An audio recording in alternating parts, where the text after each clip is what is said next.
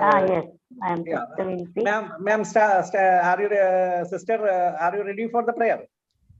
Yeah, I'll just sing a prayer song. Yeah, please, please. Now the prayer.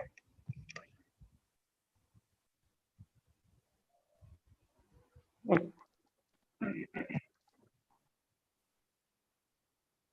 All things bright and beautiful, all things that great and small, all things great and wonderful, God made known alone. His little flower that proper, His little heart like flies, nature growing flower, like the sea.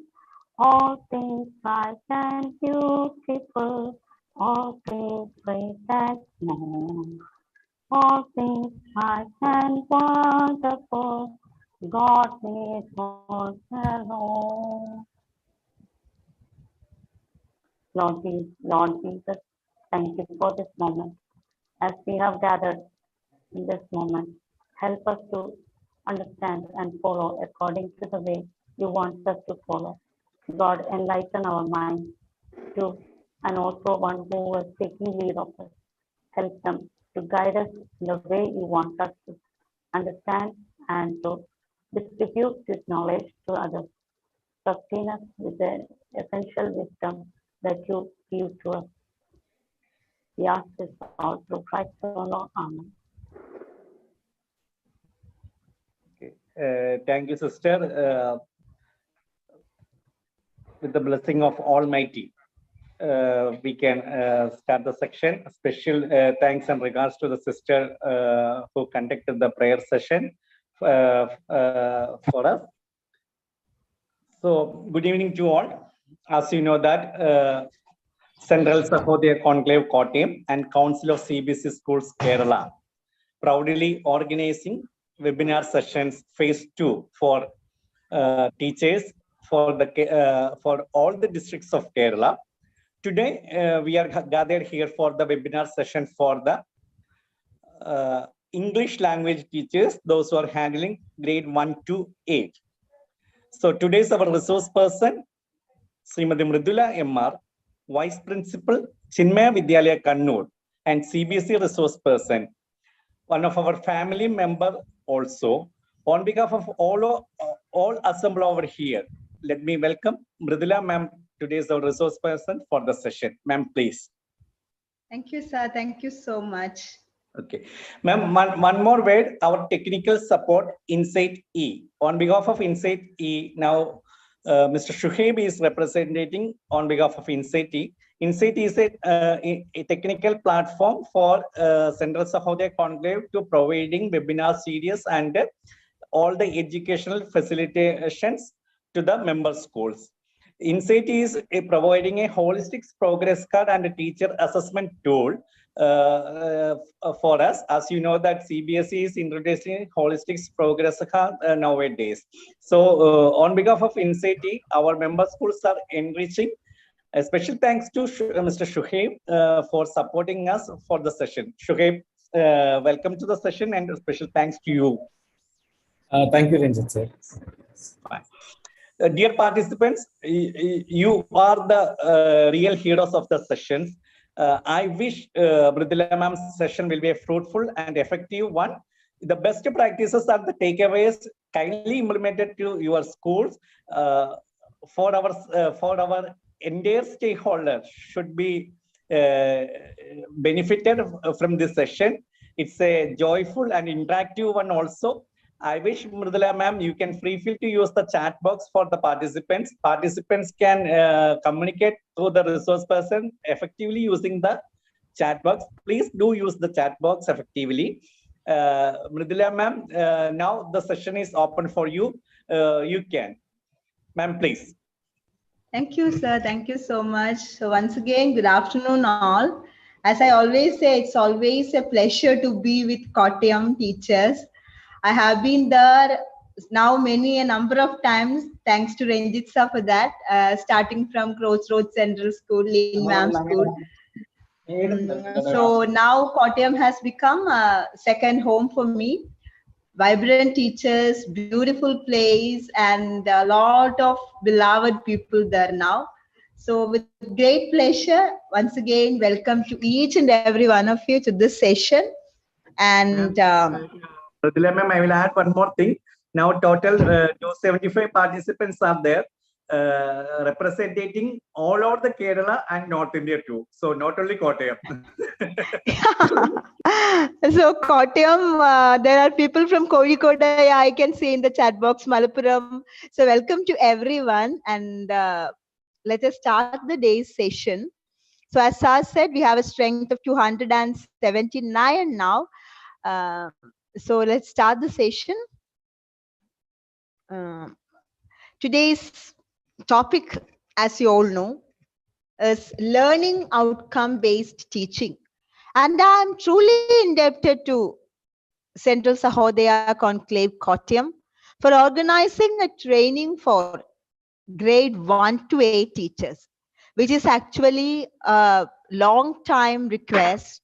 As a trainer, as a teacher, as I always been requesting whoever I meet to organize a training for the primary teachers mainly, because everything starts from there. Am I correct? Huh? But unfortunately, we focus always on classes 9 to 12. Whenever CBSE COEs are organizing a training, schools will send teachers handling 9 to 12. And whenever Sahodaya is organizing a training, again teachers will be sent from secondary, higher secondary sessions. So these teachers handling, there is somebody from Trishur. Sajani, I am also from Trishur. So why? So this grade 1 to 8 teachers who actually starts the journey, who actually kicks off the journey of education, hardly gets an opportunity to attend the trainings and to know what is happening in the educational arena, what's happening in the CBSE fraternity. They are denied of such opportunities. So wherever I went or wherever, whomever I met, I always requested it's high time. We start the journey from the beginning itself instead of giving our entire focus to the end point. So I'm so glad Central Sahodaya Conclave Kottayam has taken up that initiative now. So with that introductory word, let me welcome you all to this session. Today's session, as the title says, learning outcome-based teaching. So first of all, we should know what are learning outcomes or what is a learning outcome. Can I have, as Ranjit sir has already told, may I know what is a learning outcome or what are learning outcomes? Can you quickly describe? Because that is our topic for the day. What is a learning outcome or what are learning outcomes? Can I have a very quick answer in the chat box? I'm keeping my eye. Can I have an answer? We have 300 participants now. So I expect a end result of the learning process. Okay, fine. End result of the learning process. That is the first answer I got in the chat box. Everybody, what we expect result of teaching learning process, yeah, the change, yeah, the change, what we expect uses of learning, the essence of the students, yeah. End result of what we have taught, ultimate aim. A lot of responses, very eager responses are coming. Thank you for that. So all of you, the result of what is taught, yes, learning outcome, what the child gets, aim, goal. So I appreciate all of you for having given me that answer. And as you all said, learning outcome, as the name indicates, it is the result of something. The result of what? Can you please look at the screen in front of you? This is the official CBSE's definition of learning outcome. Learning outcomes are general statements that tell us what a student is able to accomplish after having learned a given topic or concept. This is the definition of learning outcome, but all what you have said is correct. It's true. Learning outcomes are statements we make which tells us what a student is able to accomplish after having learned a given topic. So that is our expected. When we teach something to students, we expect that after I teach this, my students will be able to do this. So that is how learning outcomes are defined.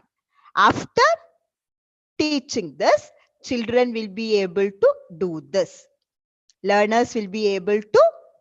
That is how we usually start writing the learning outcome. Learners will be able to identify alphabets.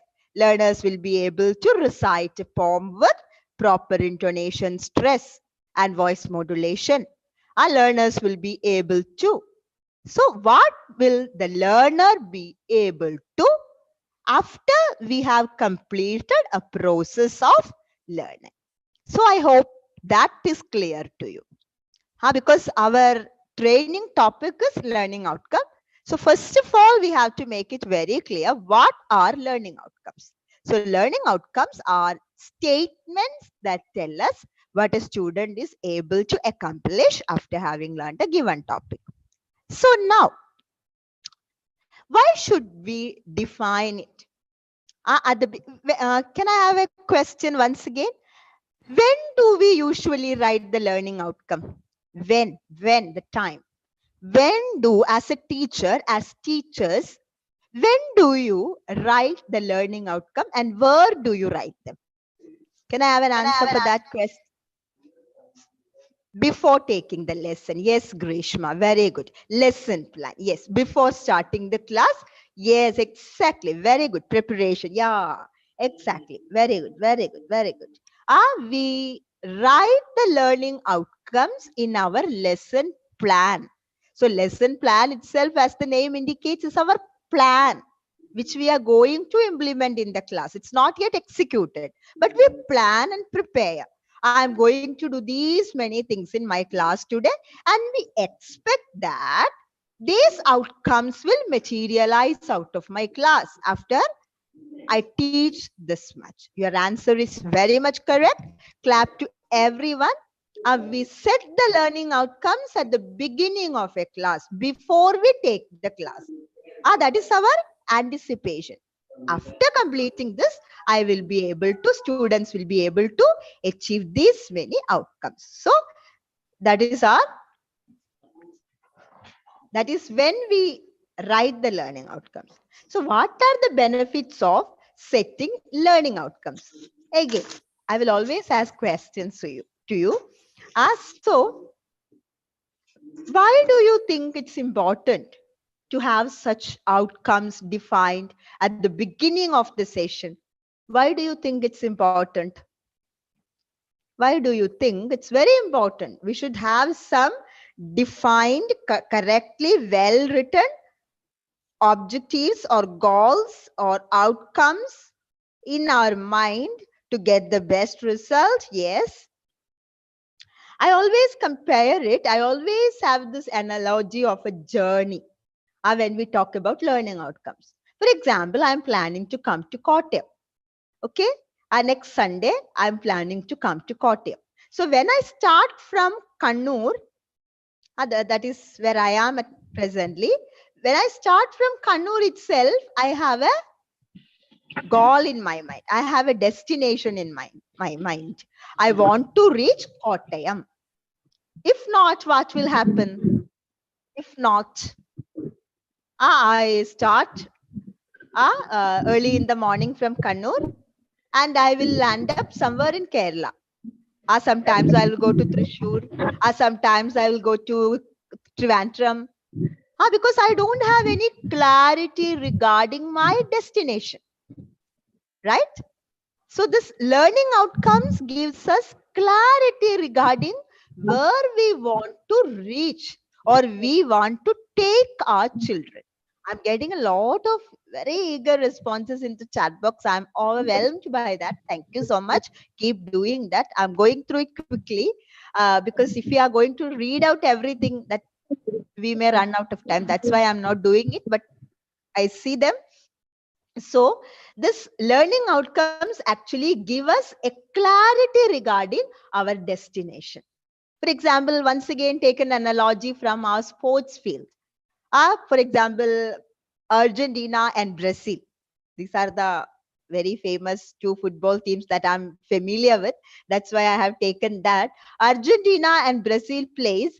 Messi very well knows, Lionel Messi very well knows, he has to score a ball in the Brazil's net. There's a clarity regarding that. Otherwise, what will happen? Otherwise, if the player just starts running in the football field, he just plays with that ball, what will happen? There is high chance that it will become a, what do you call that in football? Otherwise, Argentina will win. Messi will score many self goals, right? Because he does not know where to take his ball. But his clarity regarding this goal, where am I going to reach after doing all this? That gives us some clarity to the process. So here we have the benefits of learning outcomes listed here. Let's just have a quick look at them. Outcome driven method that focuses on achieving the end result. Okay, we have a very clearly defined planned outcome. So we can plan our actions because we know where we want to reach. For example, I have to reach Kottayam. Okay, I have only 100 rupees in my hand. Which mode of transportation should I use then? Kannur to Kottayam, I have to travel and I have only 100 rupees. I can only use only one mode of transportation, bus or train. Can I fly? Can I take a flight from Matanur airport to Nedumbasheri airport, then hire a taxi and then come to Kottayam? Will that be feasible? No, because I have only 100 rupees. If I have 25,000 rupees as my budget, travel budget, I can afford to do this, right? So this clarity regarding the goal helps us to plan because we know this is where I want to reach. This is like setting your Google map. You set the direction and Google map gives you all the directions. Take the left, take the right. So that's exactly like that. As we are clear about the destination, we can plan our journey very well. Aim broken down into goals, ensuring corrective measures. And in between, as we are very clear about the end product, we can break our journey into meaningful chunks, ensuring rectifying the mistakes at every stage. That is another benefit of a learning outcome. Maximize relevant knowledge, values, and skill set. And in the process of the journey, we acquire knowledge, the process itself. Okay, as we travel, as we reach the outcome itself, we acquire knowledge, values, and a set of certain skills which actually empower them, which actually enable them to acquire that set outcome at the end of the journey. Encourage learners to contribute towards making a better society, enhances analyzing power and logical thinking of the learners. This you might be wondering how. We will expand on this in the process once again. How can we enhance the analytical skill and logical thinking of the learners when we follow learning outcome based teaching? Emphasize innovation and enable students to be a lifelong learner, ensure futuristic skillets and job readiness of learners. We will see how these things are going to happen. Okay. So these are the benefits of setting learning outcomes. Now, once again, we repeat the same. Learning outcomes are statement of what a student should know, understand, and be able to demonstrate after the completion of a process of learning. So here we have a small circles which describes the qualities of a learning outcome. Learning Mridula ma'am, outcomes. Mridula ma'am, may I? Mridula ma'am, Yes, sir. Yes, sir. I think I cannot visible the screen. It's only problem for me or others also. We can see We the screen. can It is, see. it is visible It is for us. okay. No issue. We Okay, can please see. proceed. We can see. Okay, thank you. Thank you for the confirmation. So we have the LOs, the qualities or the characteristics of learning outcomes. They are simple and clearly described. They are accessible or measurable. Okay, very clear. It's not like beating around the bush. I will be able to understand. I will be able to comprehend. It's not a beating around the bush. It's not a wish list. It's not what we wish to attain. It's very clearly defined. It's clearly defined, very specific, and we can actually measure it. What kind of things we can measure? What kind of things we can measure? Only if they are concrete and solid. Like only if something is solid, concrete, when it has a definite shape, volume, then only we can measure it. Otherwise, we call it, English teachers have a word for it. What is it? Something that we cannot see, we cannot touch, we cannot feel, we cannot hear. What is the name? Abstract. Abstract. And what is the opposite of abstract? Concrete. Abstract. Concrete. Excellent. Very good. Abstract and concrete. So this is something concrete, learning outcomes. It's not a beating around the bush. Okay. So it's very specific, accessible. It's not a wish list. It facilitates diversity, facilitate comparability, and it's common for education, common knowledge for education. And once again, we put it in this way. We call smart. We call learning outcome must be smart. A learning outcome must be smart. Whenever you set a learning outcome, you can use this SMART checklist to see whether you have set the right learning outcome. You can take a screenshot, or if not, I will share this particular image with Ranjit sir, and sir will share it into the group. So SMART means specific. A learning objective is clearly defined, measurable. You can see the scale here.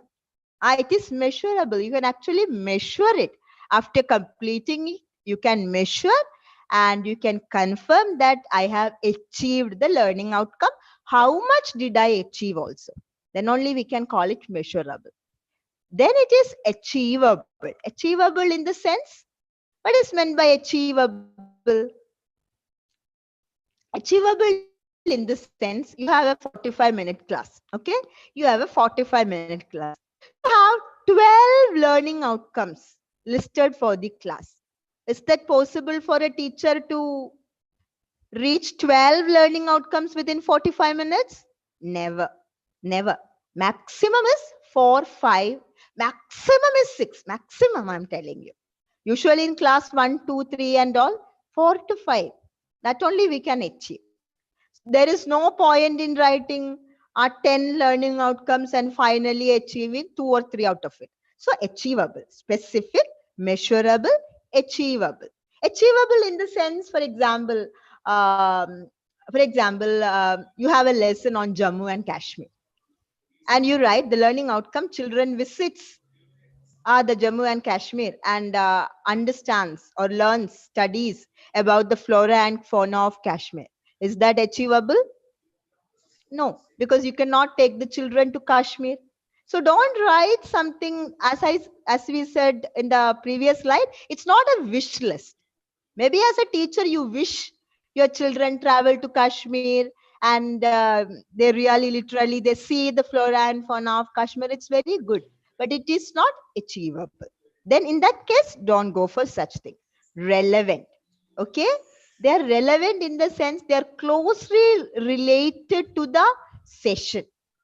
And addresses the need of the learner. Okay, it should address the need of the learner, not our needs. Okay, so in that case, it has to be relevant. T stands for time bound, something that we can complete within the given time frame. So these are the smart checklist for LOs. Are we clear on this? This is your checklist. This is your checklist. Once you write a learning outcome, immediately you have to check. Is this specific? Yes, it's very clear. It's very clear, pinpoint, precise. Tick mark. Is it measurable? After completing the learning process, can I measure it? Can I ensure that I have achieved this? Okay, fine. Tick mark it. Achievable? Tick mark. Reliable, relevant? Tick mark. Time bound? Tick mark.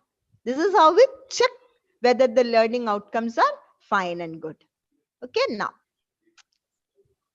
And this learning outcomes, in the previous slide, we said learning outcomes are general statements. Okay, there are some statements, are some observable behavioral change in the student. Once again, I repeat, observable behavioral change. After we have completed a learning process, we can see some changes in the student, a behavioral observable change. We indicate them using certain statements. And from where do we get these statements? From where do we get the statements? There is something on the screen. Can you look and tell me what is on the screen? Bloom's taxonomy. Yes, you can see Bloom's taxonomy, to which we always refer back. From this,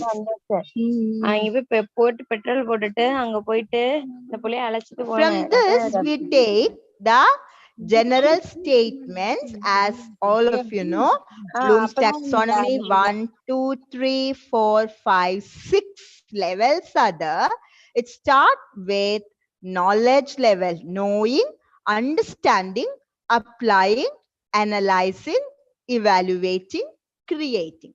These are the 6 levels of Bloom's taxonomy. And at the bottom level, you have recognize, recall. It's knowledge level. We describe, relate, tell, find, and then we move to the understanding. Usually these two bottom levels are called the lower order thinking skills. The bottom 2 levels are called the lower order thinking skills. Sometimes this applying, some educationalists are of the opinion that it comes under lower order thinking skill, and some educationalists say it belongs to the higher order thinking skills, HOTS. Okay, so this comes in the middle, actually, applying, analyzing, evaluation, creation, evaluating, creating. So these are the 6 levels of Bloom's taxonomy. And based on this Bloom's taxonomy, we identify the general statement where the child undergoes this change, this transformation, this observable, measurable change. For example, the learner is able to illustrate. The learner is able to illustrate the idea given in the poem. That is one learning outcome. Am I clear?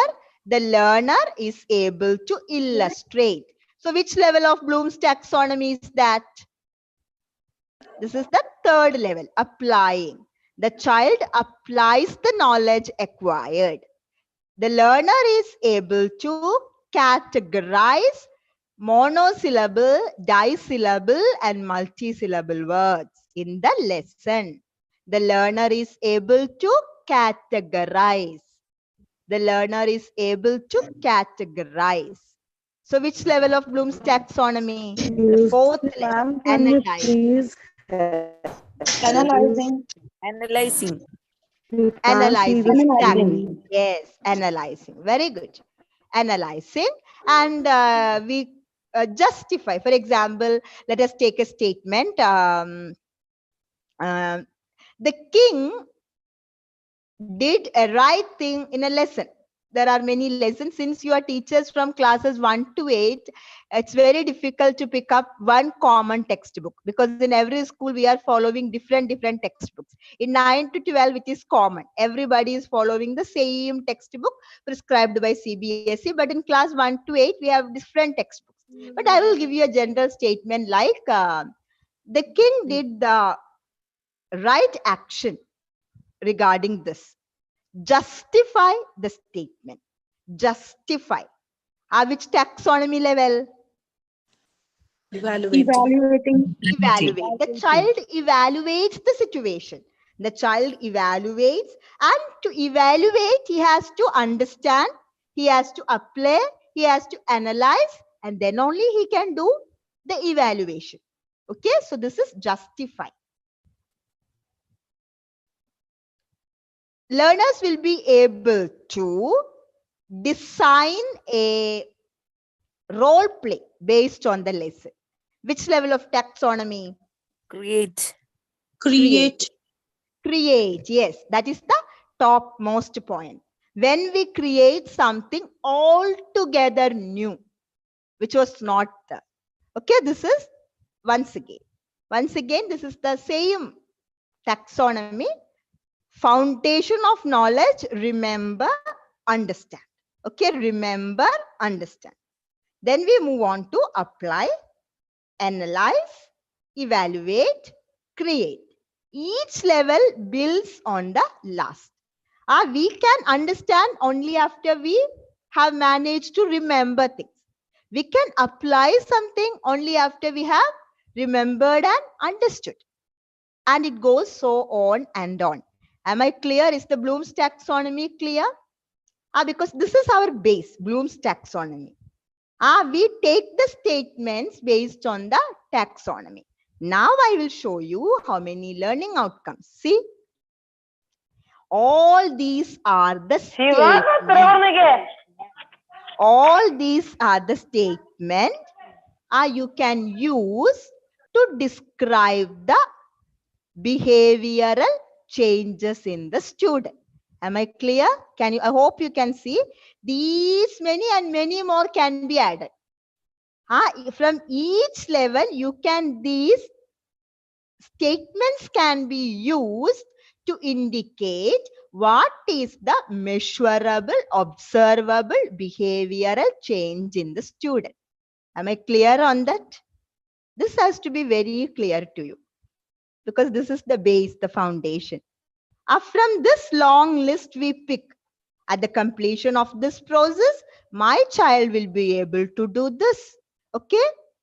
This long list you can take. For example, the learner will be able to discuss the pros and cons of climate change. Okay? Which level of Bloom's taxonomy is this? Recall, comprehend, understand. Okay? The second level. The learner will be able to predict the end of the story. The learner will be able to predict the end of the story. Apply. Okay, apply. The learner will be able to differentiate between the two characters in the story. Am I clear, my dear teachers? Am I clear to you? Is there any confusion regarding this? No, ma'am. Because this Clear. you have to understand. Okay. This you can take again, as I told you, I will send a screenshot. If not, you can take a click. I will send it anyway, but so now that is all done. Our what part If is you clear? send us for a screenshot, it will be What more we have to do helpful. is very clear. We have to teach the students based on certain learning outcomes. The what is clear. Now what? What is clear? Next. What is the headache? How? How are we going to do this? This how part comes in. Now let us try to answer that how part. Okay? It is not easy because we are not doing this exercise to make the student score in an exam. That is the big difference. Yesterday, I think at least a few of you might have attended Binu ma'am's session on competency-based education. Or you might, if you have an idea regarding competency-based education, nowadays we are not talking about making the children score some mark in the examination. It's not about scoring A1 or 95 percentage mark in the examination. It's all about doing it. That is why we have action words. The child is able to identify, sketch, plan, differentiate, distinguish. We have some actions and the child must do it, and it is visible right in front of our eyes. So it's not about memorizing a few things, reproducing it in the exam. No, we are not talking about that at all. Then it is very difficult. How are we going to make the children achieve this? So here we have very useful something here. This is called Edgar Dale's cone of experience. Have you heard of this before? This is Edgar Dale's cone of experience. Okay. Here we start from the bottom. So look at the first smallest cone. Read. If a student reads a content, what is the percentage of understanding? You read something. What is the percentage of understanding? 10%. 10%. 10% only. Yes. 10% only. Very good. You read and hear. How much will you be able to retain? 20%. You view certain images, you watch some videos. 30%. 30%. You go to an exhibition, you watch a demonstration. 50%. So this is top levels. But just think about our traditional normal classroom. Most of the time, what is happening there? We read. Who usually reads? The teacher reads. The teacher reads. Get a chance to read. Our students hardly read. Teachers read. And do you think children will be able to understand anything? They will be sitting there as passive listeners. The understanding level is actually less than 10%. Because even the reading is done by the teacher. Maybe they are hearing certain things. They just listen.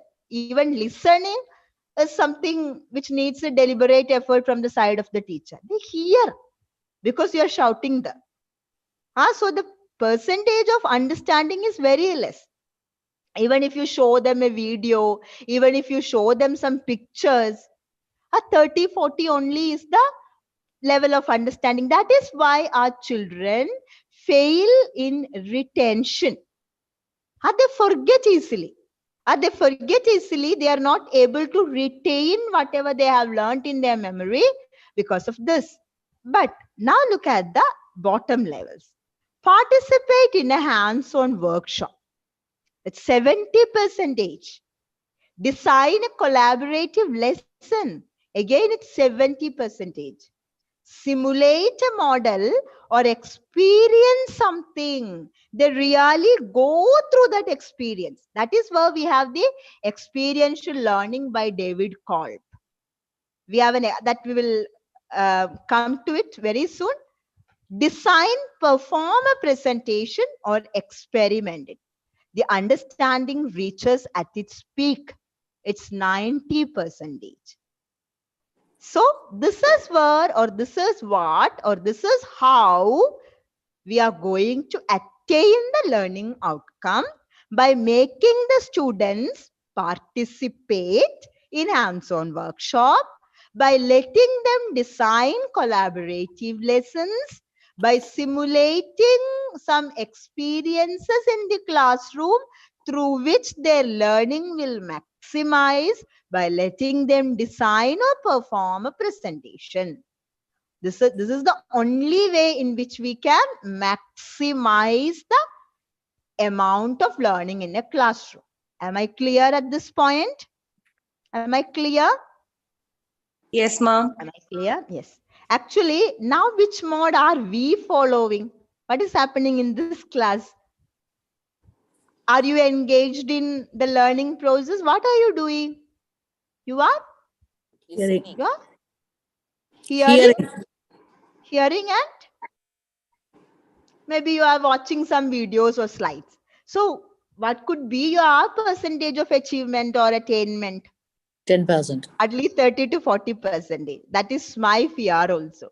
That is why we wish if offline trainings could happen, we could have exactly done this in the class. We could have designed a lesson plan in the class. We could have involved in some experiments, collaborative lesson plans we could have developed. Then your learning would have maximized. But here we have limitations of time and space. So it's mostly hearing, seeing, that's all. But make sure that this corn of experience, corn of learning designed by Edgar Dale tells us very clearly only if we do such things, participation, design, simulation of a real life experiment, the learning can be maximized. Now, when you design such things in the class, there is something that you have to understand. In a classroom, we have different kinds of learners. We have different kinds of learners. Mainly, they are classified into 4. The visual learner, the auditory learner, the read and write learner, and the kinesthetic learner. In short, we call them VARK. V-A-R-K, VARK. Visual, auditory, read and write, kinesthetic, VARK.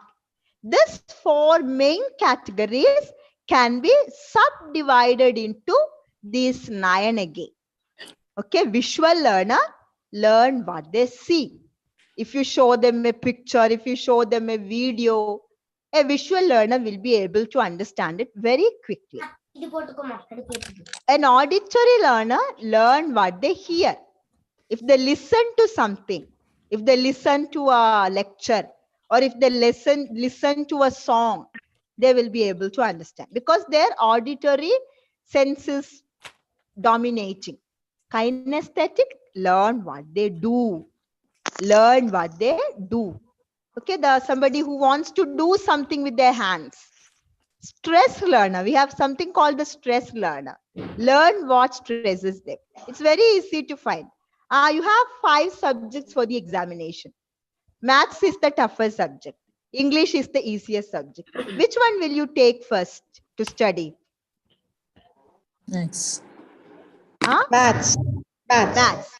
Then you are a stress learner. You take maths first because you take what stresses you the most. Then we have the ease learner. Ease learners will pick up English. English. Ease learners will pick up what is actually relaxing, easy for them. See the difference? There is a saying in English, swallow the ugly frog first. Swallow the ugly frog first. There is a saying because in a day's course, somewhere you have to swallow an ugly frog. It is mandatory, compulsory. By the completion of 24 hours, you have to swallow it. You have different option. So some people will think anyway, however I delay it, I have to swallow it. So let us swallow it first itself. As soon as I wake up, let me swallow. So that difficult task is over. Then you are a stress learner. You take up the first thing, the most difficult thing first and get it done. If you are an easy learner, you will keep up. Let me finish this easy work. Then I will take the difficult one. I will give some more time, dedicated time for that. Then I will swallow it. Then in that case, you are a easy learner. Okay. Scribble learner. Learn what they write down.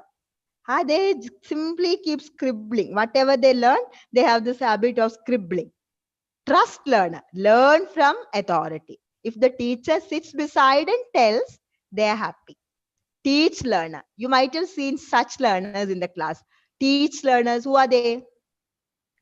They're very happy to explain certain things. Yeah. Maybe in your home also you have children, your own kids. You might have seen. They pretend as teachers. They learn by teaching it. Teach learners. Okay. Copy learner. Learn what they can copy. They observe something very keenly and imitate, copy whatever they are seeing. So we are dealing with these many kinds of learners in a class, and whenever we design activities for the class, we have to make sure that we have something to make all these kind of learners happy and satisfied. Okay, and you have to find out how many what is the type of your child. As far as you are concerned, you have many children in your class. Okay, so now I'll just move to this slide. We are talking about lesson plans now. So when you design a lesson plan, okay, teachers, when we design a lesson plan, according to CBSE curriculum 20 to 23, these many things are required in the lesson plan. First is learning outcome that we have learned now. That we have learned how to define the learning outcome. We discussed it, we understood it.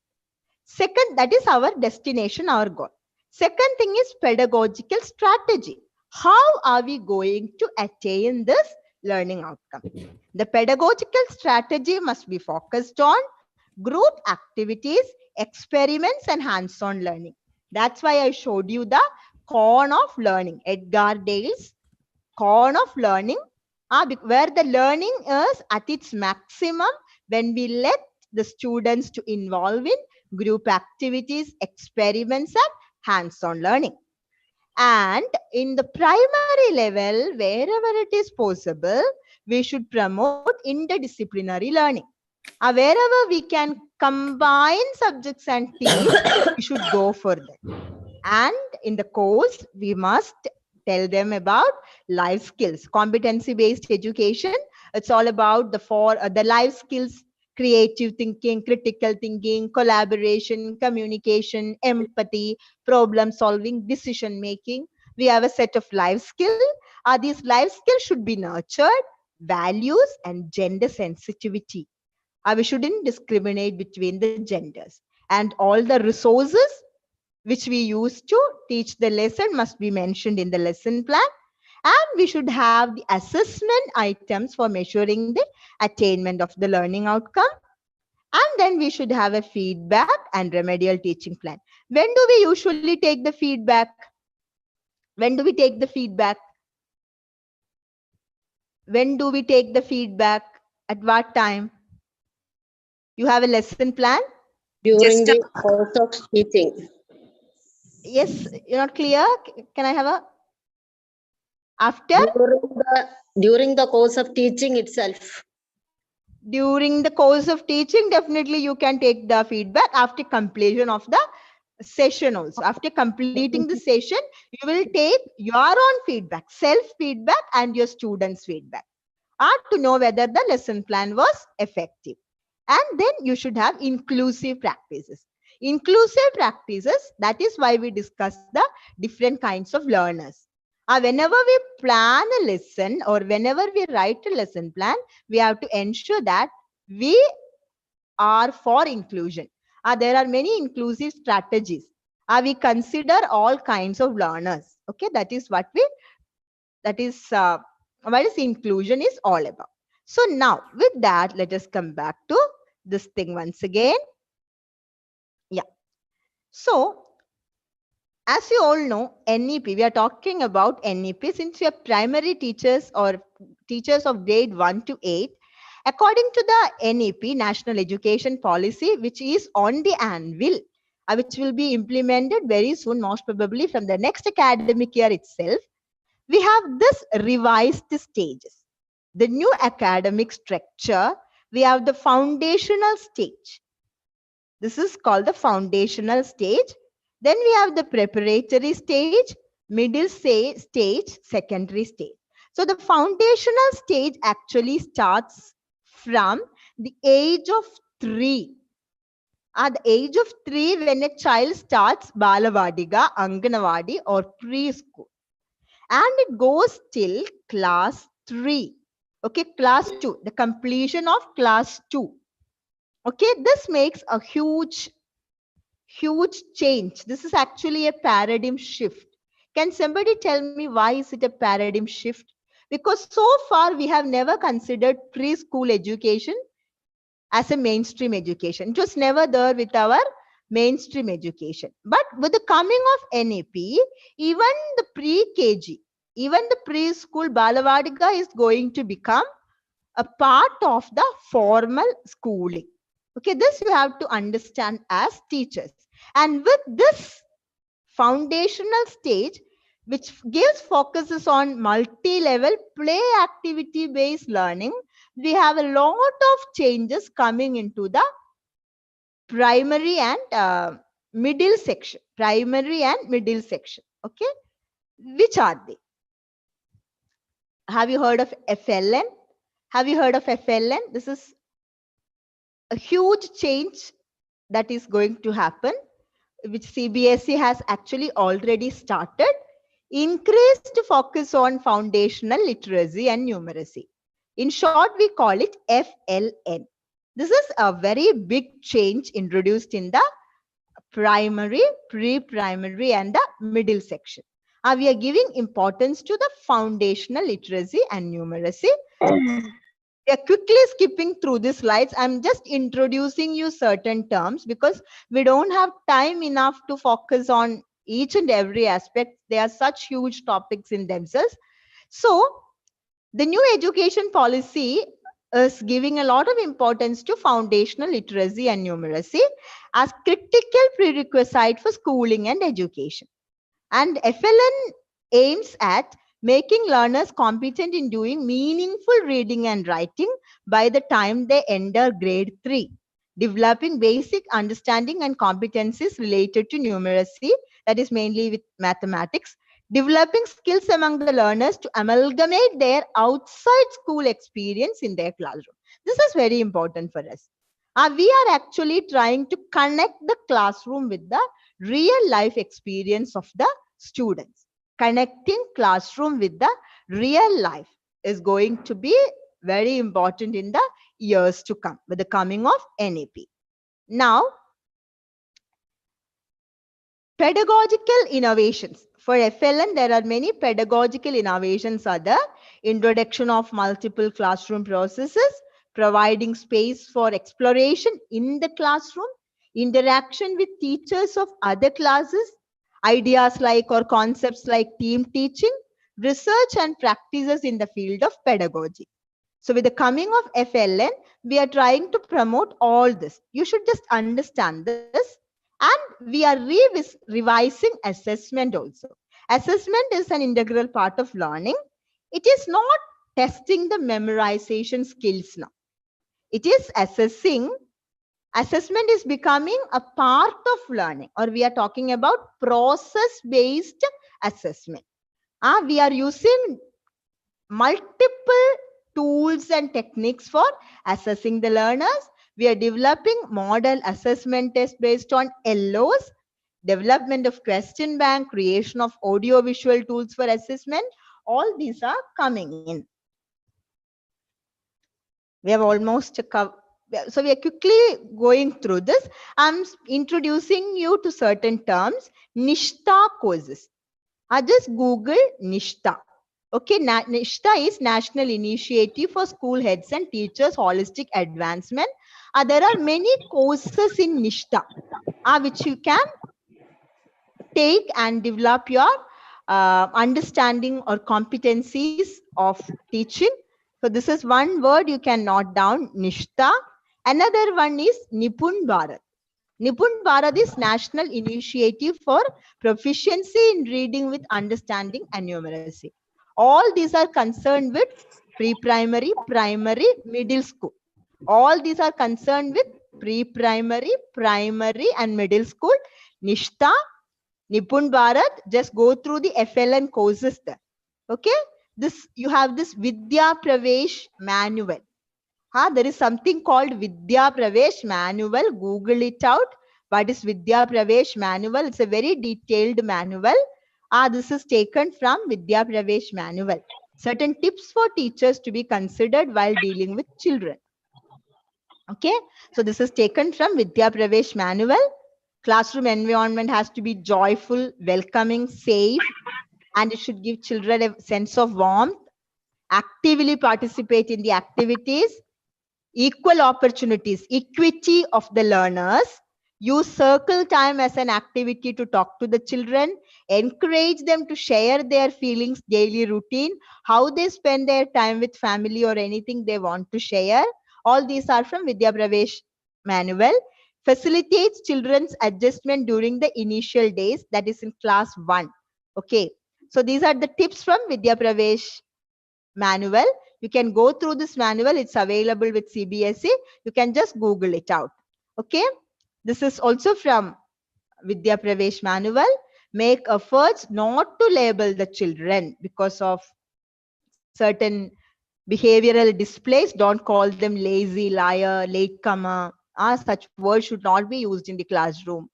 We have to think why the child is behaving like that. Practice being empathetic, patient, calm, accepting, and non-judgmental. Okay, and we have development goals.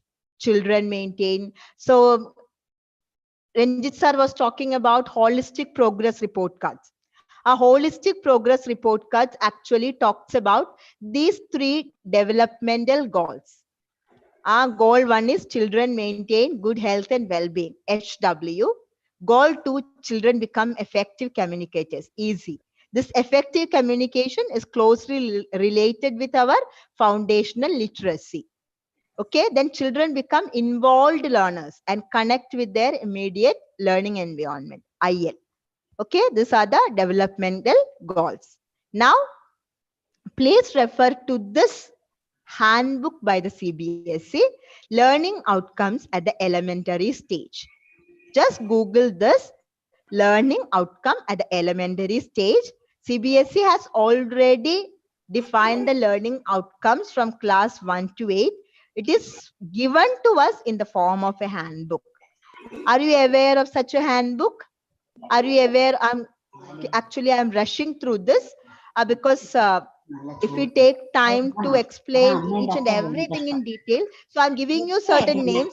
My attempt is to familiarize you with certain terms like FLN, Nibun Bharat, Vidya Pravesh Vatika, Manual, Nishta.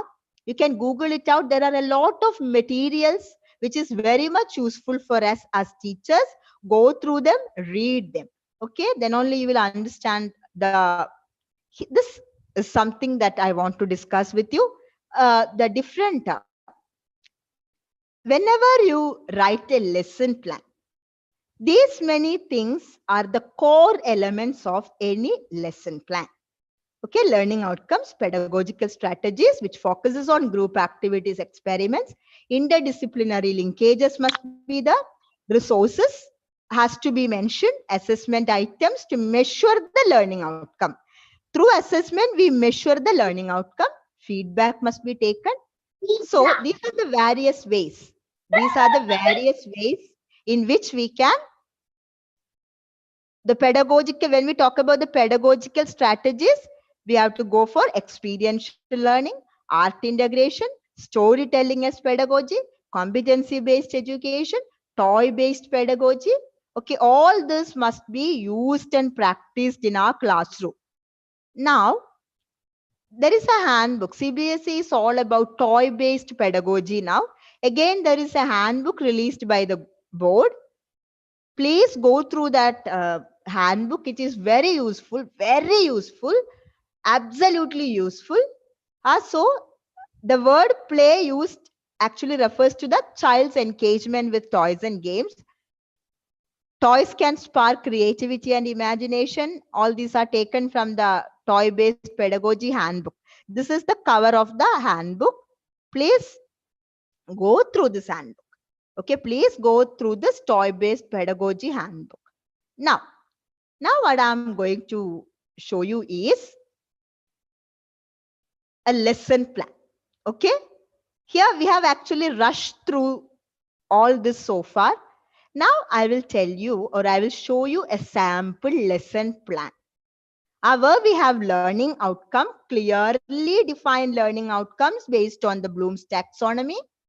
How are we going to attain those learning outcomes based on group activities, hands-on experiments, And how are we going to make or design assessment items as process oriented? Is that clear to you? What are we going to do now? We are going to discuss a lesson plan with all the elements needed for a lesson plan. Am I clear, my dear teachers? Am I clear? Yes, yes, ma'am. Yes, ma'am. I have given you Ma'am. a lot of names before Yes, because ma'am. in order to develop a proper lesson plan with all these elements, you should go through all these handbooks. It's not easy.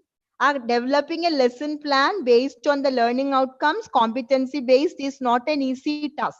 If you stick on to your traditional, conventional mode of writing a lesson plan, you won't be able to.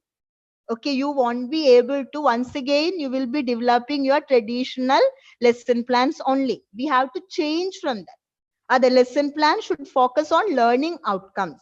And to attain that learning outcomes, we need a thorough change in our pedagogical strategy. And how to change those pedagogical strategy, board has given us a lot of support and help from their side. So all these manuals I have mentioned beforehand is to help you, because we, as you all know, we don't have time to explain the entire manuals in a session like this. But I have given you toy-based pedagogy, experiential learning. These names, please note it down somewhere. And whenever you have time, not whenever you have time, make some time and read them. Okay.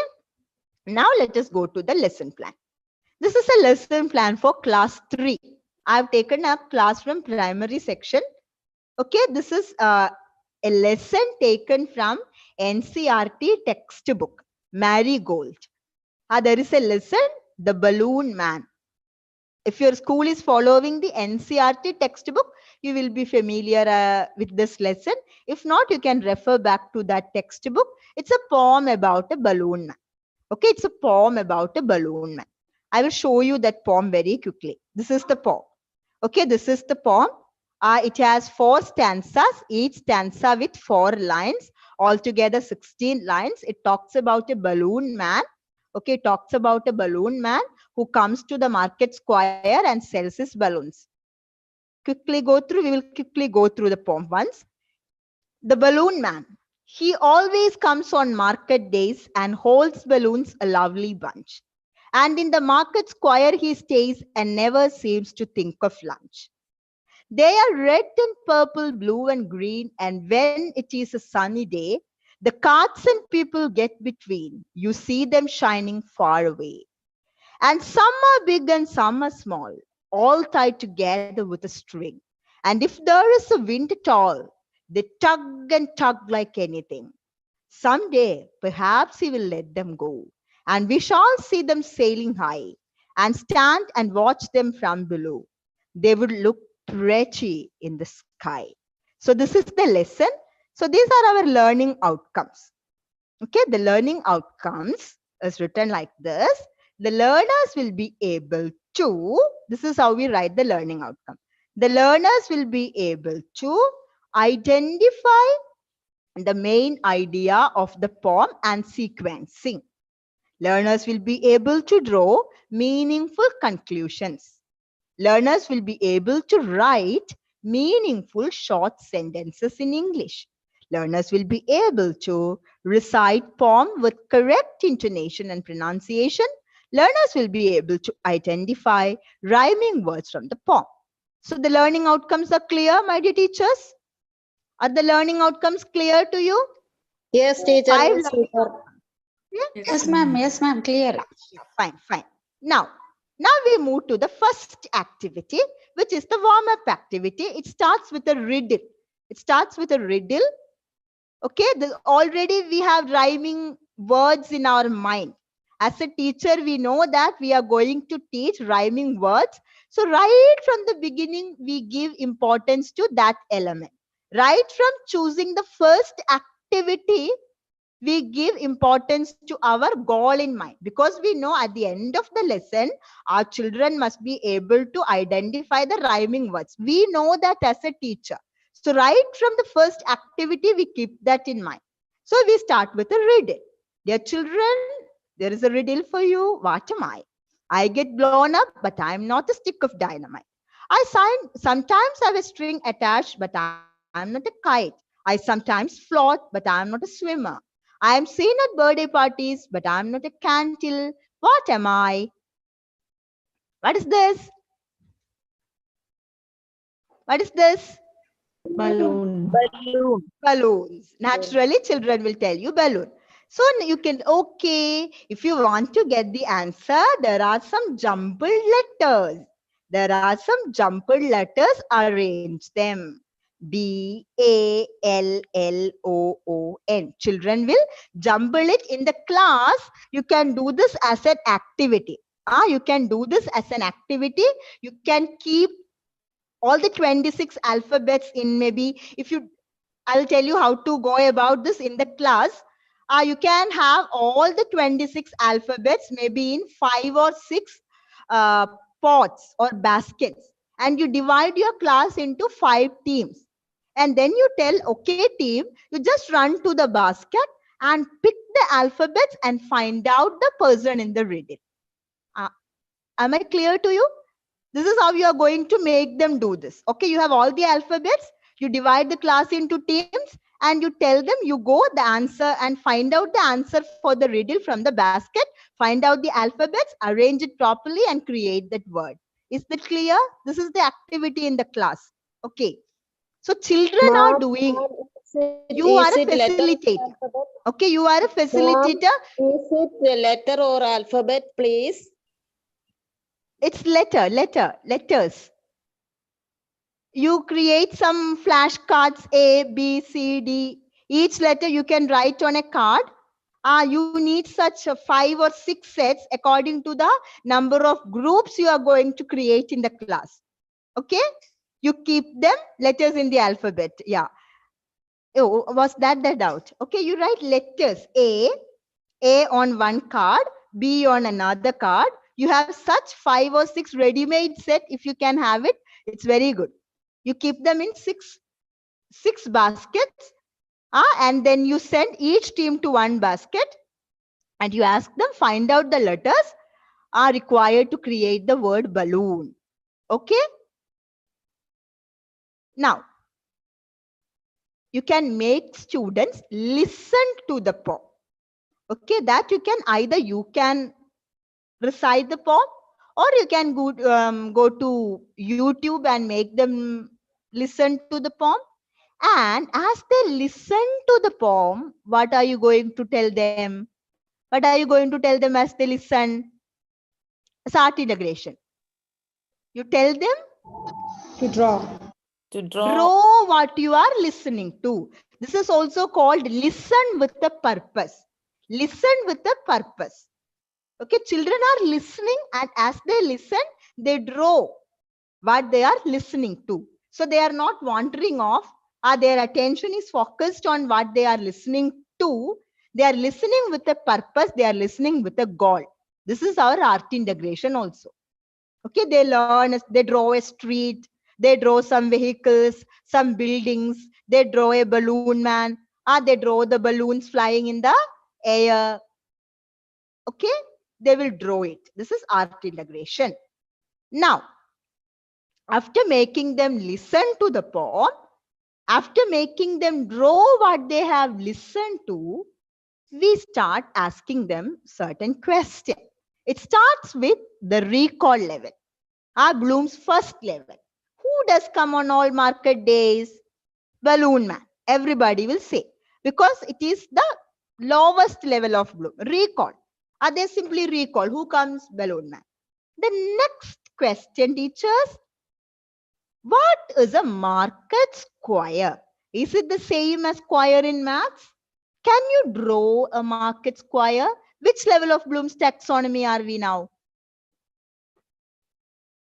Is it understanding, applying, analyze, evaluate, create? Where are we? Analyze. Analyze, applies. We move to the higher order. We move to the, because this word square, the child has already encountered in the subject class 3. They all maths. So we ask them, is it the same as the square in maths? What is the difference between that square and this square? Can you draw a market square? So what is happening? What is the cognitive process happening in the child's mind? What is the difference? Square is this. So how can be a square there in the market? They analyze. They analyze. There is a square in maths, there is a square here. What is a market square? And who is doing the analyzing? Is that you, teacher? No. You ask a question. You ask a question in which you prompt the learner to think. That is your task. Please do not do the thinking for the child. Please do not think for the child. Create an environment and you are connecting it with the real life. There you can take your students to where will you take them to make them understand this? To your nearest junction. You can take them to the nearest square. And tell them, children, this is a square. A place where 4 rods meet. This is a junction also, a fork also. This is where the balloon man stands. You can go for some experiential. Okay. Third question. Why does the balloon man never think of lunch? Children will come up with different answers. Because he is not hungry, because he does not have time. And there may be a child who says because he does not have money. He has to sell all these balloons. Then only he can think about lunch. There is the place where you introduce your life skills and values. Don't waste food because there are people starving in the earth. So such questions, through asking such questions, you are introducing the value or life skill. Okay. Your task lies in creating the best question. The balloons can be seen shining far away on a dash day. Which day? Everybody will say sunny day. Why do you think they are not visible on a rainy day? What is this? What is this? What are you doing now?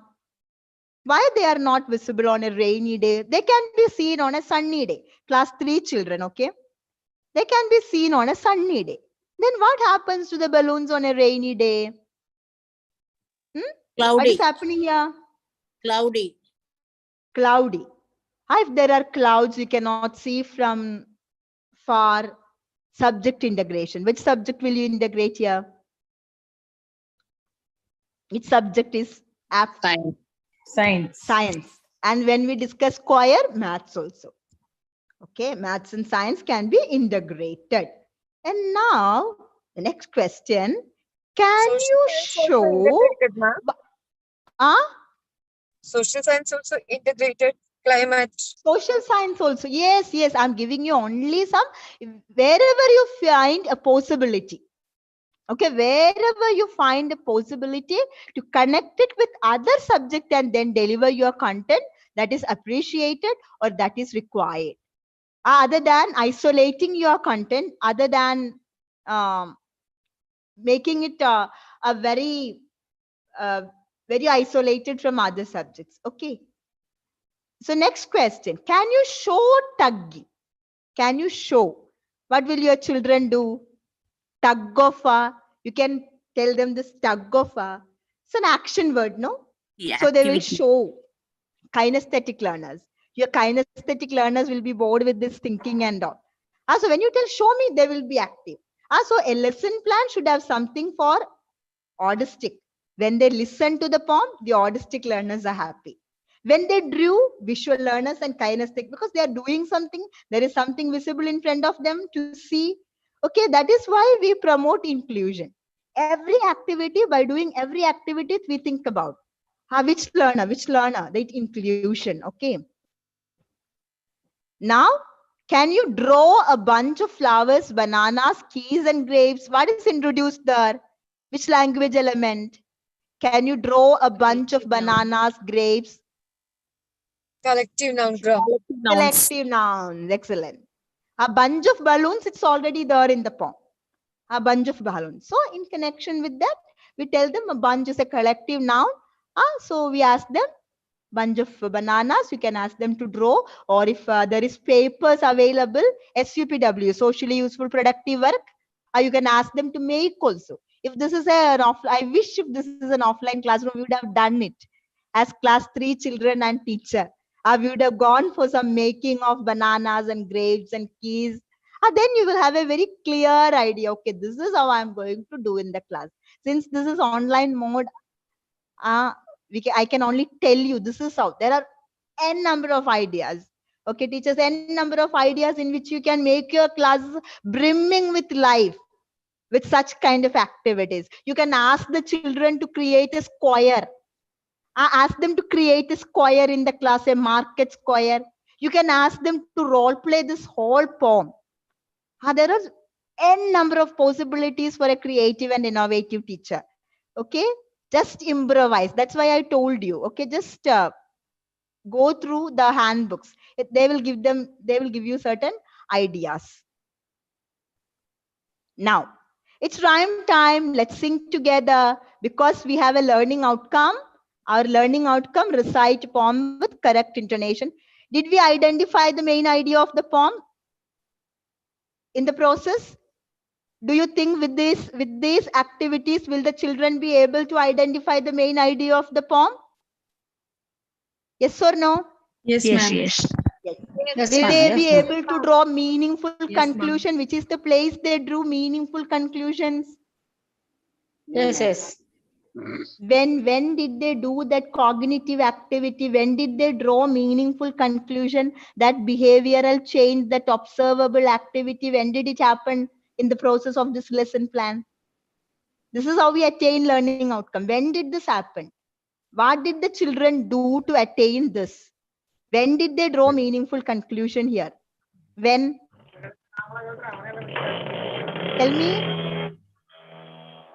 Tell me which part of the lesson plan encourage them to draw meaningful conclusions? Tell me. I'm waiting for your answers. Which part of this lesson plan enabled the children to attain the learning outcome, draw meaningful conclusions? Remembering. Responses. No. Tell me which part of this lesson plan? Where was the place when they drew the meaningful conclusion from the poem they listened to? Form the marketplace Learning square. outcomes. Exactly. That I got the answer now. When we asked them, what's a square? What's a market square? Is that the same square as in the maths? Why did the balloon man didn't think of lunch? What are they doing? Is the answer given in the poem? Is the answer directly given in the poem? No. But they are analyzing the poem. They are drawing certain conclusions. Okay, this is how the assessment also becomes process oriented. So we recite the poem and then we introduce the rhyming words. Find friends who rhyme with each other. Bunch, lunch, green, between, string, anything, high, sky, house, mouse. Okay, rhyming words are introduced. Finally, we go write a conversation between a red balloon and a yellow balloon. Where are we? Which learning outcome are we trying to attain now? Tell me. Which learning outcome? By making the students write the conversation. Which learning outcome are we trying to Write attain? meaningful sentences in English. Yeah, excellent. Write meaningful short sentences in English. That is well. So each activity is designed in such a way where the children are able to reach at that learning outcome, because we have that plan in our mind. We have the outcome clearly defined in our mind. This is where we are going. Okay, that is the advantage of having the learning outcomes clearly defined. Okay. Red balloon, hi yellow fellow, how do you do?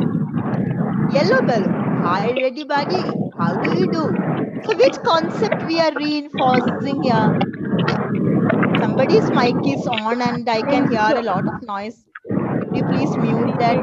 The intonation and everything that we teach in English. This particular, we are reinforcing a concept with which we already dealt in the lesson plan. Hi yellow fellow, how do you do? Hi ready buddy, how do you do? We are reinforcing a concept. Rhyming words. Beautiful. The rhyming words. Because we just discussed the rhyming words here. And we told the children rhyming words are words that end with the Same sound. same sounds.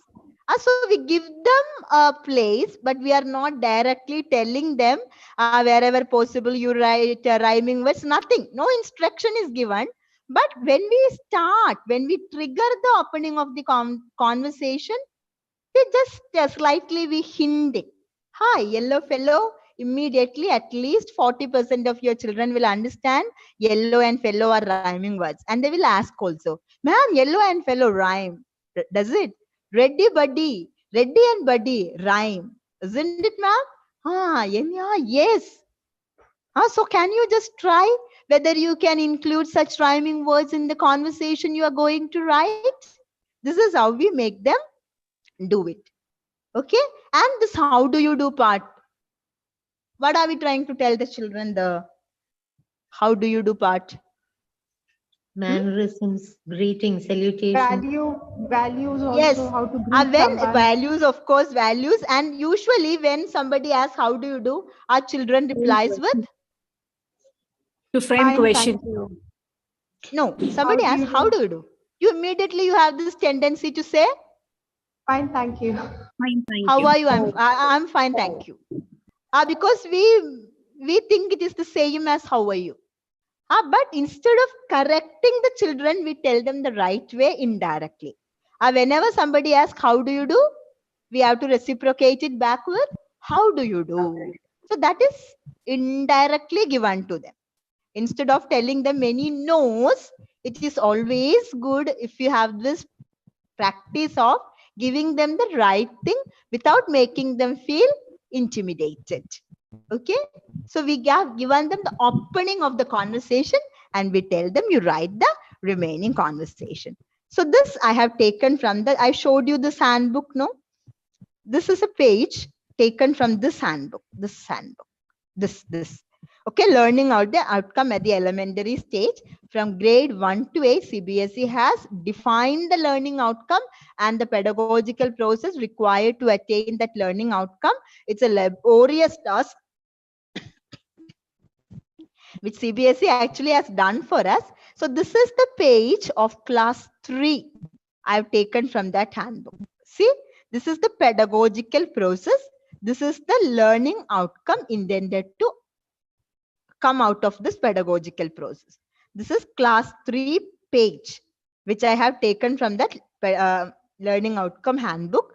If you go and refer back to that elementary learning outcome handbook, you will have one page dedicated for one class for each subject, not only for English, maths, Hindi, science. Every subject CBSE has taken this effort. Okay, please refer back to that handbook, please. That will do you a lot of good. So I think we are coming to the end of the session. Thank you so much. And if you have any questions, I'm waiting for that. Only a few questions I have to you. Did you understand what learning outcomes are? Learning outcomes, is that clear to you? Yes, ma'am. Absolutely, ma'am. Absolutely. It's cut and clear. And how to develop a lesson plan based on all the elements required for a lesson plan as per our curriculum. Is that Yes, clear ma'am. to you? Yes, ma'am. Yes, ma'am. Yes, ma'am. Yeah. It is easy this- for us to make the We are lesson plan confident now. to prepare a lesson plan based on that, ma'am. We are confident. Yeah. So I will share that slide with you. Okay, that lesson plan part only, which is the most important part actually. Only that part I will share. You can use it as a sample or a reference, but do not be happy with the sample provided to you. Please do understand this is the starting point. Please do not think that this is the end point. We have learned everything. We have just touched not even the tip of the iceberg. Okay, not even the tip of the iceberg. I've just given you a lot of words. Go back, read those handouts and circulars by CBSE. CBSE has taken a lot of efforts in preparing this. The toy-based pedagogy handbook is, oh my God, absolutely beautiful. You will fall in love with that. It will give you a lot of ideas through which we can actually achieve competency-based education. And if God blesses us, we'll definitely have an offline session where we'll actually do this through playway method and all. Okay, then only this will be effective. Otherwise, I can only tell you. But if you do this, you literally you sit there and you develop a lesson plan based on all these things, and you create it with your own hands. You have the confidence. I can go back to my class and do this. I'm confident because I'm doing this in my classes. Whenever I teach, I try this. Whatever I get from CBSE handbooks, I try this in the class, and then I'm confident. Okay, it requires improvisation. Improvise, modify, correct yourself, and travel towards perfection. With this, let us conclude the session. Thank you so much. Thank you, ma'am. Thank you very Thank much. you. Always a pleasure to Thank you attend so one of your much. classes. Thank you so much. Thank you. Thank you. Thank Okay, you, ma'am. Madhula Thank you. ma'am, Thank you. just a concluding word. It's a really a brainstorming session. You suggested many things to the participants, many handbooks, many circulars and all. When the participant is seriously go to the handbooks and circulars, they can, and we can, the entire CBSE. So once again, thank you very much on behalf of Central Sahodaya Conclave Kottayam and Council of CBSE Schools of Kerala to organizing such kind of webinars. Again, it's a true spirit and it's a true teamwork. Thank you all, ma'am. Thank you very much. Now you have dealt with the poem. In the next time, if will you please deal with another discourse other than this poem? I expect that from you, ma'am. Your question or your suggestion is not clear to me. Could you repeat it, ma'am, once again? Ma'am, now you have dealt with the poem Balloon Man. I expect you to handle with another discourse. It's a lesson other than this poem. Prose lesson, you mean to say, right, ma'am? A prose lesson. Yes, right? ma'am. A prose lesson. Yes, I would have gladly done it. I restricted myself to a poem because this is online mode. Otherwise, we would have done a prose only, where we have scope for more activities like role play and all this. But since the platform limits us, that is why I have taken the form. Okay, whenever we get an opportunity offline or online next time, definitely we go for it. And in class 1 to 8, the biggest challenge is there is no uniformity among our textbooks. Otherwise, we would have taken a one lesson from a textbook. But in 1 to 8, we follow different textbooks. Yes, that is yes. another challenge. I am teaching in a school in which this text is not at all followed. Ma'am, we wish to have an offline session actually. So please. We will definitely have when the time permits, and when it is almost, maybe we'll have an offline session as well. Okay. Thank you, ma'am. Thank you. God Thank bless. you, Pradhala ma'am. Thank So you, nice Lynn to ma'am. see Thank you Bye. so much. Bye. Thank you. Thank you. Thank you, ma'am. We can wind up the session. Thank you all. Oh, Yes, sir. Thank you. Thank you. I ma'am. reckon it's a great program. Nice. With learning outcomes in English language, that would be great. Thank you, sir. Thank you for Thank you for beautiful presentation. Thank you, sir. Thank you.